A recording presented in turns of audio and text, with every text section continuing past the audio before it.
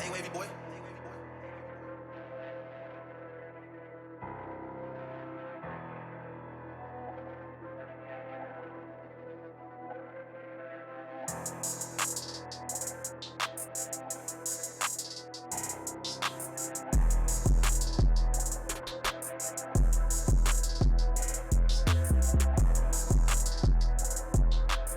My brothers and sisters, I bring you greetings. It's yours truly, DJ Bebop Brown. Got you rocking out with me with another episode of the Baptism, my spiritual journey, coming to you right now on this absolutely gorgeous fall morning in Florida. Man, when I tell you this weather's priceless right now, you talking about 80 degrees, blue skies right now in November. That's priceless, man. Check it out. Before I get started, I want to give a big ups and big shout out to all my subscribers representing in India, all my folks in Brazil, my folks in Mexico, and gotta salute all my brothers in Jamaica, man. We've been going back and forth in the emails, on the comments, in the chats. I truly appreciate the vibe. When I tell you, man, it's a wonderful thing to be able to share spiritual experiences with other people, especially in other countries and other nations, and seeing what the Most High is doing for them. It's a wonderful thing, man. So check it out. I wanted to come through in the light of, and this is going to be kind of for the hip hop community a little bit, in the light of Migos rapper Takeoff being murdered Halloween night. Now, if you follow the channel, you see 2 days prior before Halloween, I gave a video about the demonic activity that was going to be going down on Halloween. But let's dive a little deeper down the rabbit hole real quick and talk about a lot of the demonic activity that seems to exist around the hip hop culture. Now, for years, I'm talking about since 1992, I've been a DJ. Started DJing when I was around 12 years old. My father was a DJ. He was actually one of the first DJs to play black music on an all-white radio station in Gainesville, Florida. The station was WGGG. So you could say I was kind of handed. I grew up with the mic in my hand. You know, I was handed this. It's been in my blood. You know, my grandfather was a musician. So I always had a passion for music. Music has always been, you know, my forte. Always been something that I gravitated to and always been, you know, good at it. So throughout the years, I developed my craft from DJing. I became a club DJ. Club DJ led me to actually going out in the community, man. I used to pop the trunk and actually sell CDs and stuff out my trunk. You know, I would have CD spots set up with tents and stuff, man. I would have lines. I'm talking about, you would think it was a Black Friday sale, how many people would be, you know, coming through to buy, you know, CDs and tapes from me. So what that did was that gave me an outlet to a lot of the rappers of being a person that could promote music. A lot of the rappers would come through and they would, you know, shoot me their project, and, you know, I would baptize it. You know, I would do my thing with it and put it out in the community. And a lot of the time that would allow the rapper to come back to the city to do a show. And I would go to multiple cities and do this. You know, that was my thing. You know, I would go to Orlando, Daytona, Fort Myers. You know, I was in Valdosta, Jacksonville. I would even go to the Carolinas. I was in Louisiana. I would go different places and grab music from different artists and actually take it to different markets and promote it. You know, that was my thing, out the trunk, you know. I did this for years. I did this all the way until I wound up coming across a man at a gas station. One day I was pumping gas and a guy seen me selling a CD to somebody, and I guess he heard me with the promo game I had with it. And he was a white gentleman. I could tell he was very professional, very prestigious. So he came over to me. He say, you know, I listened to your sales pitch with this guy, you know, and I seen how you just, you know, you sold him that CD. He said that you believe in that artist that you sold him, and I told him, you know, if I'm pushing it, I only push quality music. You know, I say I listen to a lot of the music. You know, I know music. I told him I'm a DJ, so a lot of the stuff I push, you know, I put my brand on. And he looked at me and he asked me, was I interested in radio? And I kind of smiled, and at the time I was already kind of doing, you know, little radio mix shows on the weekend, but he was talking about an actual full-time gig with a corporate radio station that was actually in the process of being created. It hadn't been created yet. They needed some jocks for it. They actually needed some ideas because it was the first hip-hop station they was actually going to bring into their cluster of stations. They normally do rock, country. They had a talk radio station, a couple of news stations, but they wanted to get their hands dirty in the hip-hop game.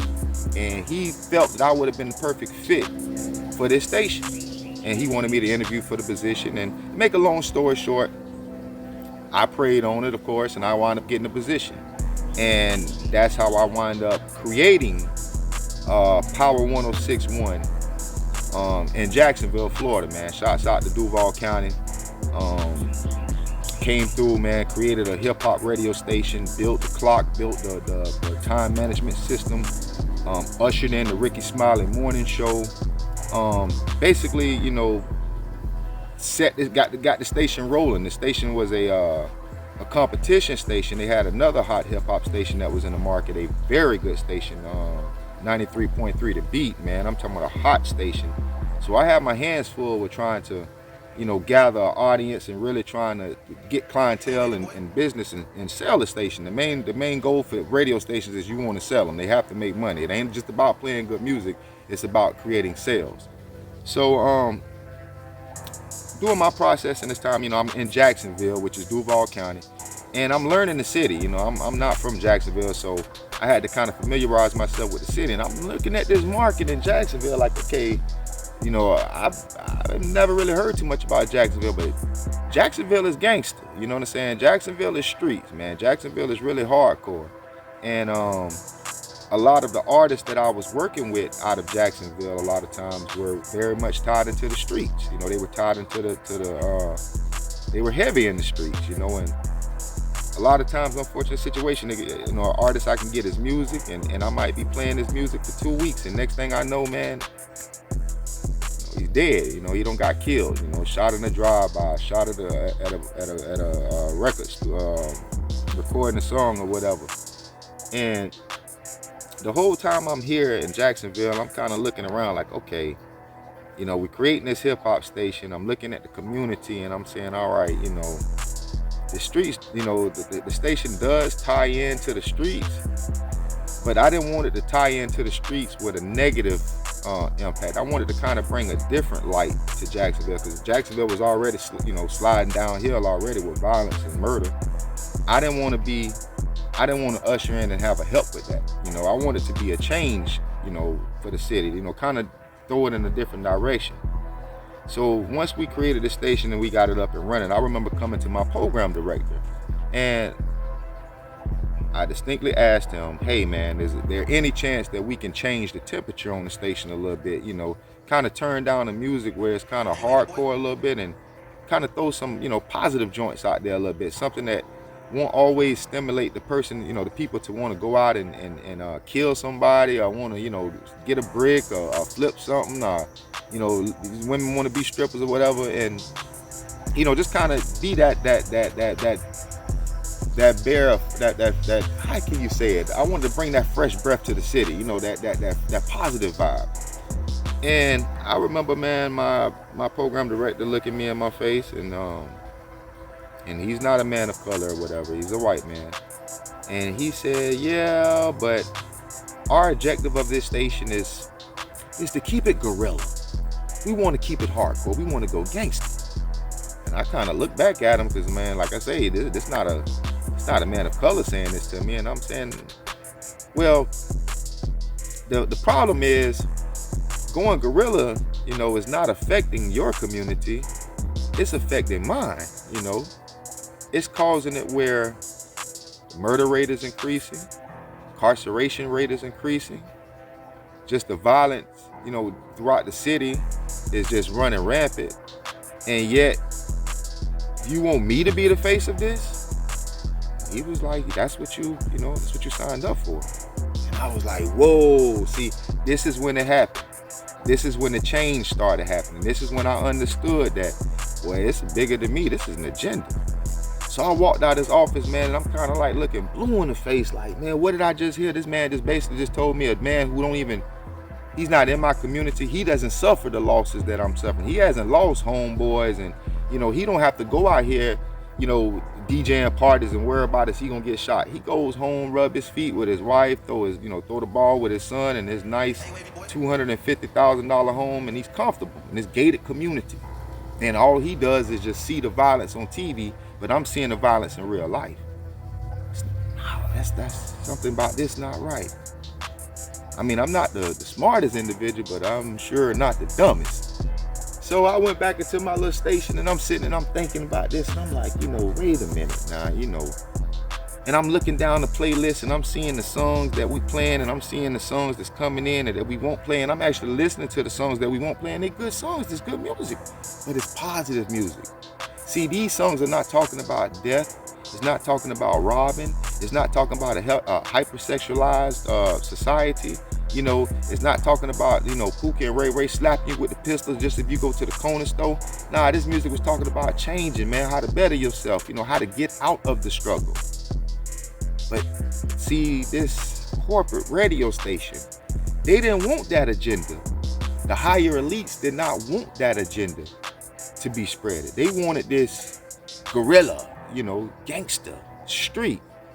So, me being me, I had to dig in deeper and figure out, well, what's the motive behind this? Because it's a motive, it's a motive behind everyone's madness. So as I started doing deeper, research, I ran across one of our parent companies that was one of our main parent companies that basically, they cut the check for us. And it was a company called Vanguard. A lot of y'all know Vanguard. So I had to do my research on Vanguard and find out that Vanguard is one of the biggest owners of private prisons in the country. Private prisons. Now, let me tell you about the private prison system. The private prison system is a multi-billion-dollar industry. The only way it can make money is those prisons have to stay populated. They got to stay at least 80% populated, which means they got to keep people in there locked up. So then you start looking at companies like Vanguard, and I started going back and say, well, who else do Vanguard? What other parent companies? Man, Vanguard basically is the parent companies for all of these record labels. And I'm like, whoa, wait a minute now. It's starting to make sense. It's starting to make sense. So you got these higher ups that's basically using brown and blacks for pawns. They throw you the bag here and we'll take him over here.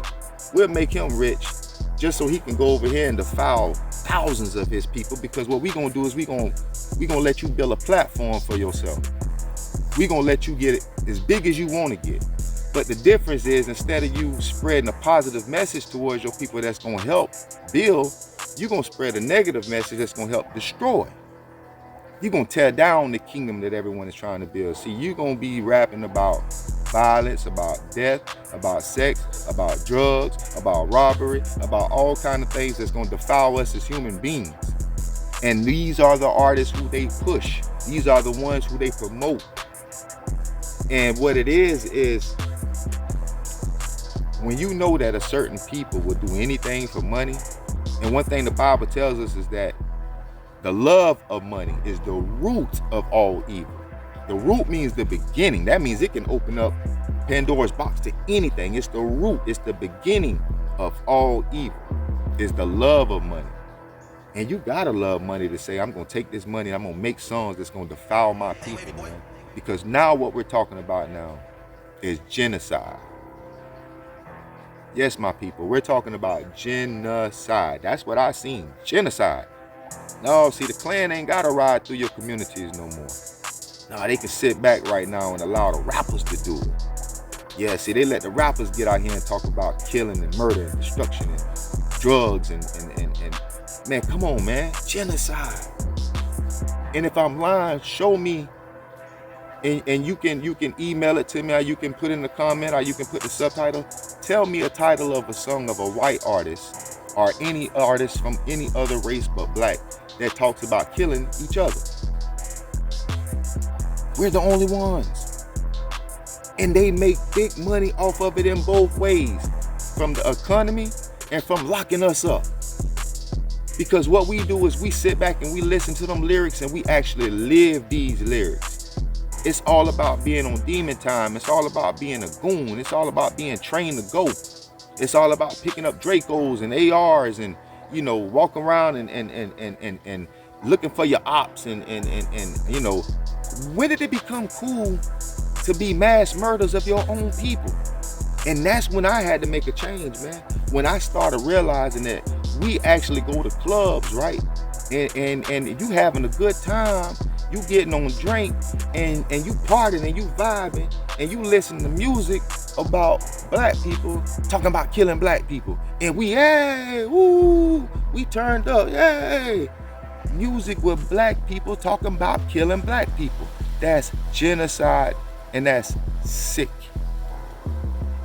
And that's why I thank God that the Most High delivered me from all of that, man. He gave me that's ears to hear, eyes to see, discernment. And man, I was embarrassed to know that I was a DJ for years up there promoting this culture. For years. And I had to ask God to have mercy on me, because I had my hands in it. But now that I'm knowledgeable enough to understand, and let me tell you something, it was the music that I started listening to. It was 2018 when I started hearing a lot of this drill music. When I started having the unfortunate experience of a lot of the rappers I was working with was getting killed, bankroll fresh. You know, man, I just had grabbed this cat music and brought it to the radio station. Just gave a big speech about it in front of our brainstorming team to get it played on the radio. Then this man gets killed. Man, I can go down the line from rappers, man. I can go down the line from rappers, even right here in my hometown. This culture, man, it's time for us to switch the culture. It's time for us to make a change, man, and stop being promoters of genocide. Man, that's a big word, man. You talking about people who are in cahoots of destroying your own people. Genocide. Because trust me, man, ain't none of the high elites dying. Ain't none of them dying. Ain't none of the high elites dying. It's always the pawns. It's the rappers out here, man. Throw him a little bag, he ball for a couple of years, then he get killed, man. You know, if the soul ain't right, he going to hell. You know what I'm saying? Now what you got? You got a bunch of people in the streets going and killing other people and knocking people. Same thing that happened when Dolph died, man. Look at it. Look at the pattern. Kill, steal, destroy. The art of destruction. That's Satan. It's his ball game. We got to change that culture. We have to change the temperature. I challenge a lot of people. I know this platform ain't large, but I ask you right now to share this with your favorite rapper. And I challenge your favorite rapper right now to change the temperature. Change your speech. Change your attitude. Change your mindset. It ain't all about destroying your brother, man. You don't have to destroy somebody that look exactly like you. You don't have to destroy nobody, period. Things don't always have to be handled with violence. Let's say somebody cut you off in traffic. They going too slow. That don't mean you blow the horn and get out. Oh, what's up? You know, no, man. No, because you don't know what that person in that car going through. You know what I'm saying? Sometimes it just takes, slow down. Every action does not require a reaction. Because this person say something, I ain't got to fly off the range and be ready to, whoop my boy. You know what I'm saying? I feel like hurting somebody. That kind of trigger, that kind of stuff always result in violence. And that's only because that's what we've been designed to. That's the music, that's the culture that we feel that if you don't get off first, then you lame. You've been lied to, you've been deceived. That's Satan, man. Come on. That's Satan. He comes to kill, steal, and destroy, and he deceits in so many ways, and he's doing his job right now in our community and our hip-hop community through the culture that we're building. We can change the culture. The same culture that we're responsible for building, we can change. It goes to my sisters. Everything don't result in you always going off, you know what I'm saying? You don't always have to, have the last word. You don't have to be the loudest. You don't have to be the baddest. Yo, man, you should be able to go into an area and you see 10 other brothers over here, man. You should be able to embrace these other brothers, learn about their community, learn about whatever. Like mine should be able to share things. It shouldn't be I go into your community and because I ain't from there, you want to kill me. Man, that's ridiculous. That's genocide, man. Man, I can go to the most ruralest neighborhood. I'm talking about Mayberry type neighborhood. And it can be Joe Blow, Grand Chief Wizard of the Ku Klux Klan. And man, this man will actually have a conversation with me, and they won't sit there and kill me and call me a op and say, you know, I'm on their turf. Now they may tell me, you know, they may ask me what I'm doing around here and all that, but it's gonna be more talking before it's gonna be action. Not in our communities. No. It's shoot first, ask questions later. And then half of the time, man, a lot of these deaths, man, be senseless. Takeoff death is senseless. I don't care what kind of spin you put on it. It's senseless. You talking about a young man that's laying right now on somebody's table, finna be dressed and finna be put in a box to be put in the ground. And he had a place on this earth, man. That's senseless, man. That's senseless. R.I.P., man, to all my rappers, man. R.I.P. to everyone who has lost someone, man, to this senseless gun violence that we going through. But it's time for us to change this culture, this gangster, this thug life, this thug mentality. This, I gotta carry my Draco, bro. I got my yop on me. You know what I'm saying? I'm looking for my ops. I'm gonna roll down on my ops. That gotta change. That's Satan talking through you, bro. Them demons that's leading you. And I know a lot of people don't like to hear that, but it's true. It's true, bro. That's Satan. Satan comes, if you look, he comes to kill, steal, and destroy. And if he has to use this hip-hop culture from these elites that got their little agenda for you to destroy yourself, and then on top of that, man, they making money from your destruction. Because one thing gonna happen when you die, right? When you get killed out here, okay? Or yeah, your music still gonna sell. They still gonna make money off of you. You know what I'm saying? And when you're out here and you get locked up, and you ain't making no more money in the streets, they making money off you being locked up. Because once again, that's their agenda. Look it up.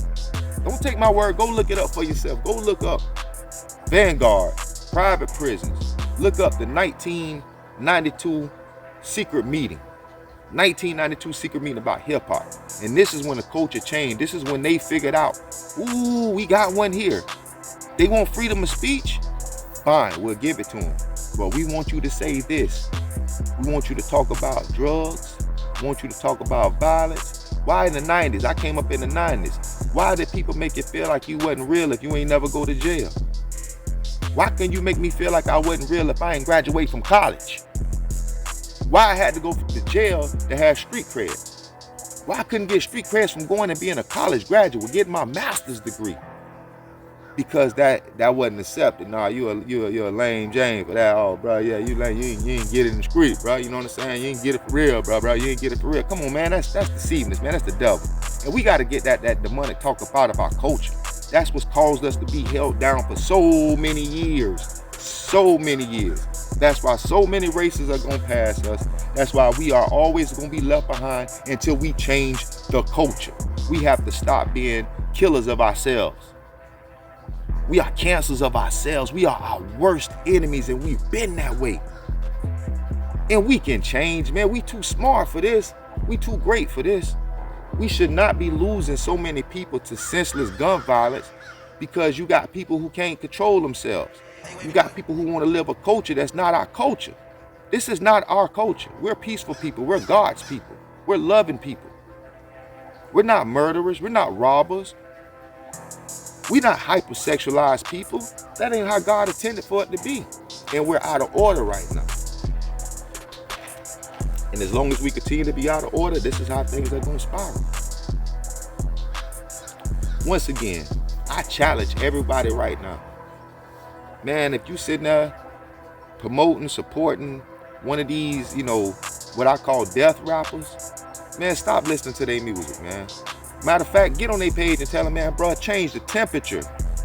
We want to hear something different. We tired of losing our peoples. We tired of being looked at as clowns. That's how other people look at us, as clowns, man. Other countries look at us as clowns, man. Y'all kill y'all own people.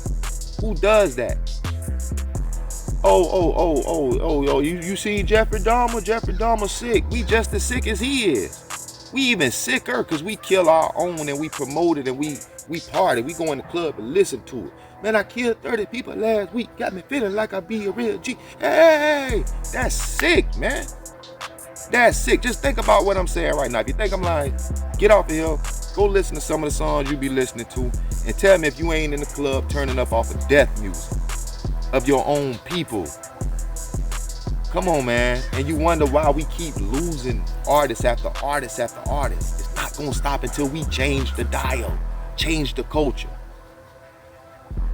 I for a long time I didn't want to be a voice of this, but I'm ready, man. If I gotta speak out, I got 2 young sons, man. I got 2 young kings that gotta grow up on this earth, man. And they not gonna grow up on no earth where somebody gonna want to murder them, you know, because you out here living the lyrics of some rapper. No, man, no, not on my watch. So I'm gonna do what I gotta do to make sure that ain't gonna happen to mine, that ain't gonna happen to yours, and that ain't gonna happen to nobody else. Straight up.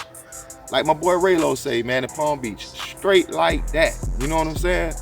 I know I don't took up a lot of your time, man, but I appreciate y'all checking me out. Make sure you like, share, and subscribe to the channel, especially if you're new to it. And drop me a comment, drop me, you know, let me know how you feeling it. You know, we can drop me a little convo. We can go back and forth. And also, check out the website. The website is Bob Brown at Bob Brown at gmail.com. Yeah, you can check the email out and that'll send you over to the website. You know what I'm saying? Once again, y'all, I appreciate y'all for checking out your big homie. Let's change the temperature, people. Let's change the temperature. It's that time, man. We have to take that first step, man. It's up to us. We created it. We can change it. I love each and every one of y'all. Y'all have a wonderful and blessed day. Till the next time, peace.